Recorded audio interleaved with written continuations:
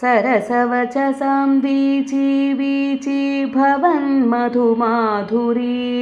भरितभुवना कीर्तिर्मूर्तिर्मनो भवजेत्वरी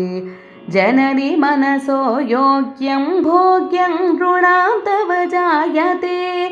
कथमिव विना काञ्चीभूषे कटाक्षतरङ्गितं भ्रमरितसरित्कूले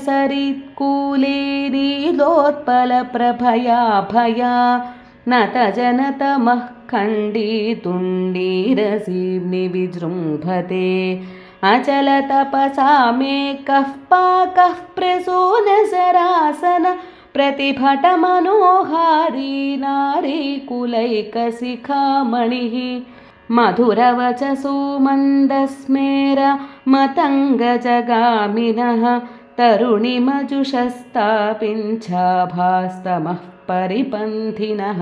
कुचभरनताः कुर्यर्भद्रं कुरङ्गविलोचनाः कलितकरुणाः काञ्चीभाजः कपालिमहोत्सवाः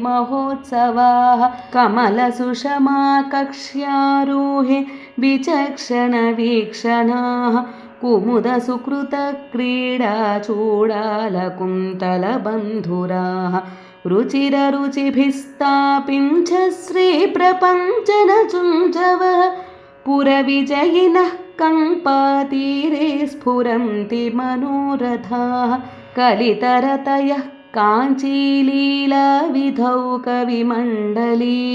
वचनलहरी वासन्तीनां वसन्तविभूतयः